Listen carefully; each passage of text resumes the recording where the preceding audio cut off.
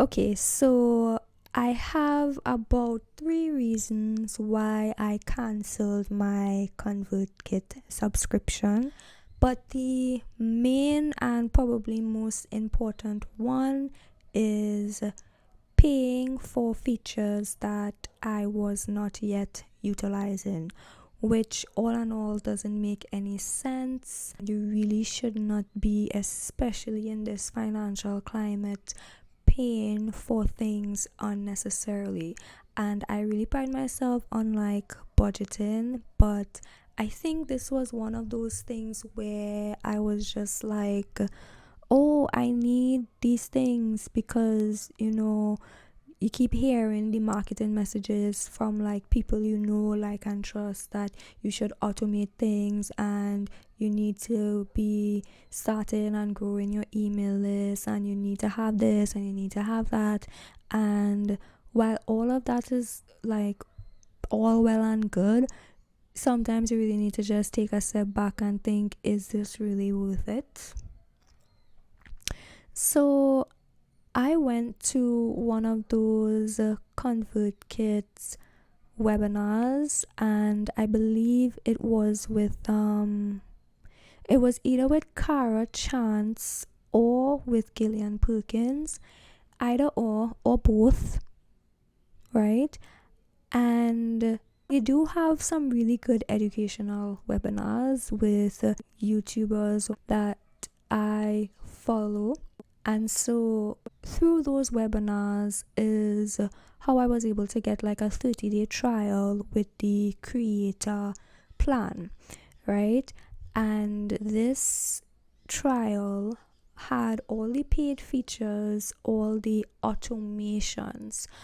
And so, like I said again, I thought I needed these automations now starting out, but I didn't have any email subscribers, so there was nobody for me to automate and send emails to, right?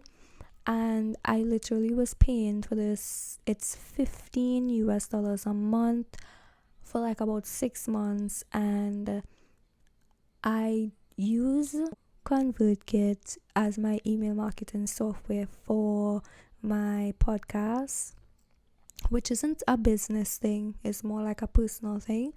And the other thing I was paying for this podcast was my podcast host, which is like a non-negotiable, like I have to pay for that.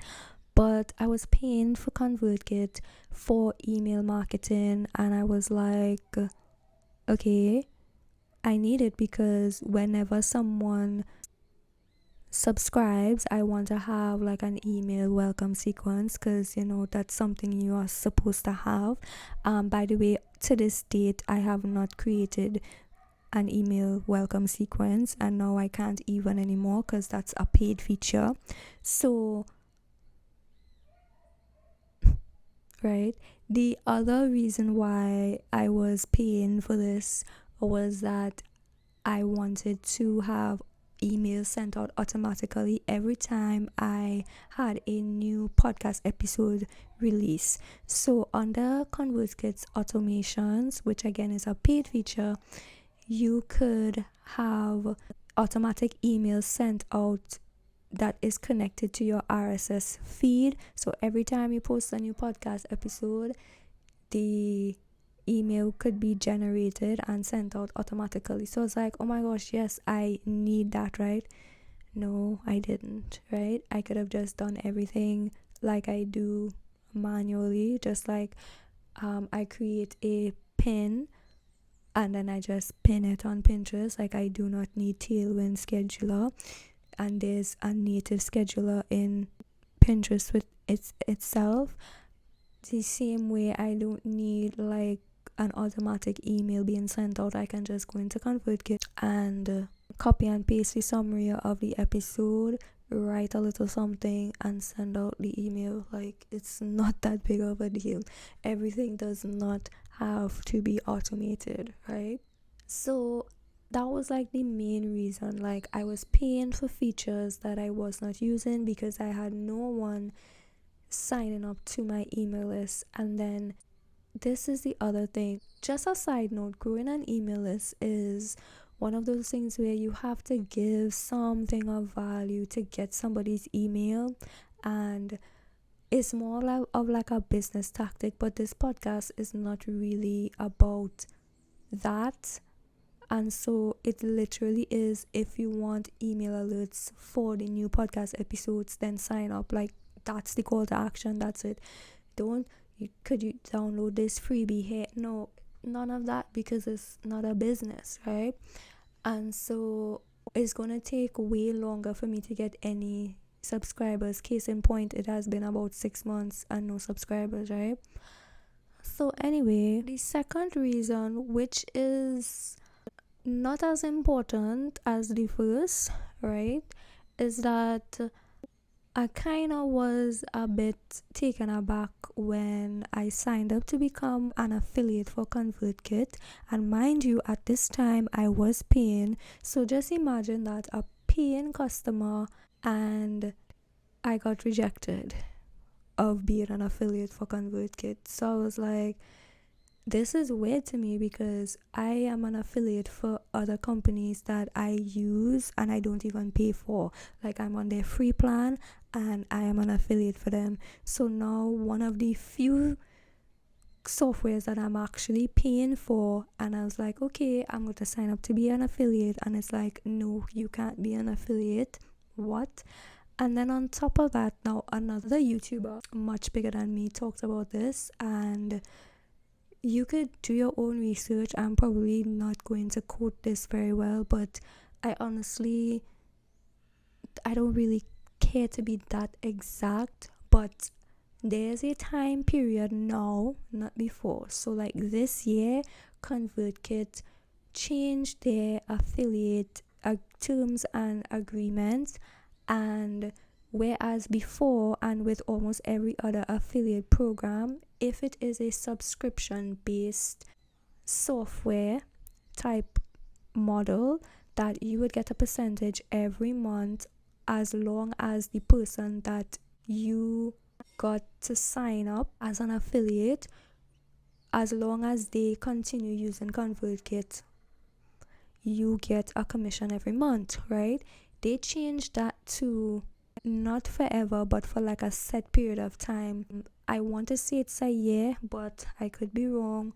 But it's a set period of time now. So whereas you would have kept getting recurring income as long as the person is signed up to ConvertKit, they say no, none of that anymore.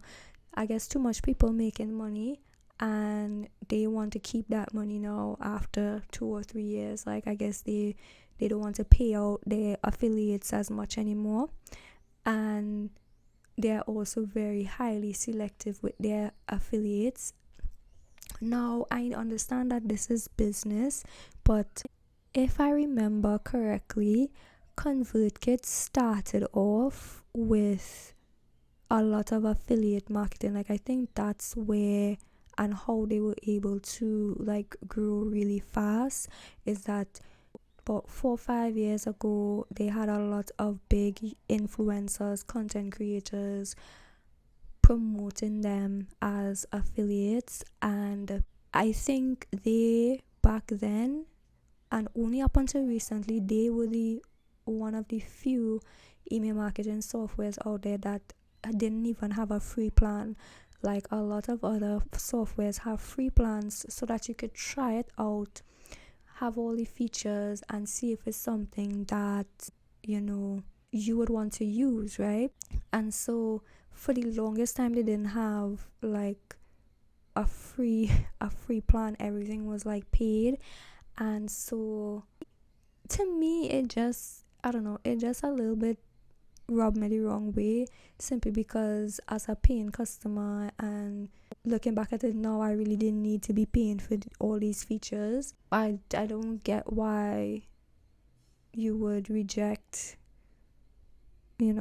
affiliate applications, especially now that you are truncating the time period from which somebody can earn affiliate commissions from you in any case, right? So that's just that's just, you know, a little bad taste in my mouth with ConvertKit. And the last reason, which again is probably the least important, is that I realized that they kind of align with this. I know they're based in America, so they kind of align with this type of woke politics. And I kept seeing in their newsletter they would talk about certain things that to me wasn't making sense, and as a business I didn't see the need to kind of focus on those type of things. Like, I think some things you could just be a business and not do all of that like extra stuff, especially if it's not making sense. Like, I would really like to work with a business that, you know, follows logic, because now I made posts on this on social media already, and I could see that it may be a touchy subject, but I also realized that a lot of people from, you know, that country and other countries, I feel like they've been a bit brainwashed. Like, you know, they're drinking the Kool-Aid a little bit too much, and they're not realizing that it really not making sense. It not making sense. Because when I read it, I was like, this literally doesn't make sense. Like, what are you talking about?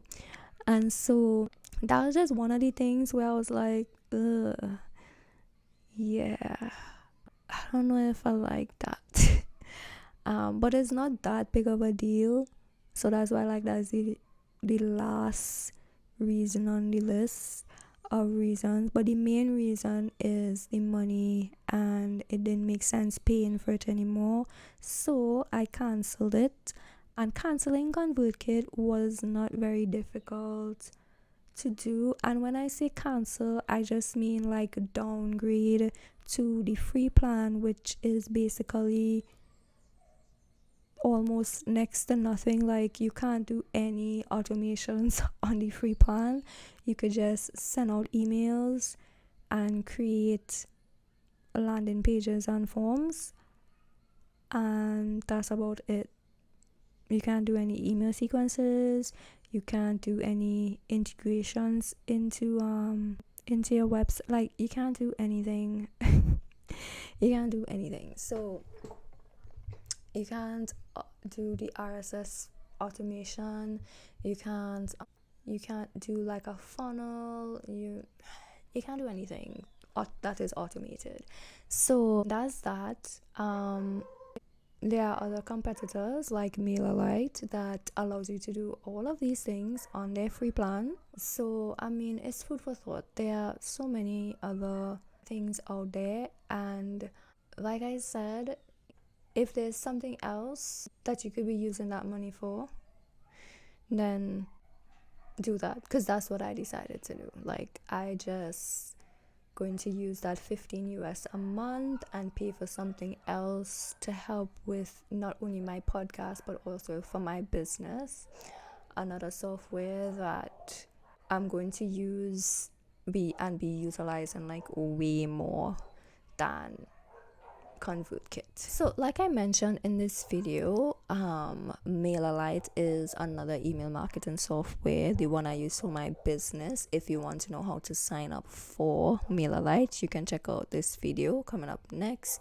If you still want to go with ConvertKit, you can check out this video, and I will see you over there.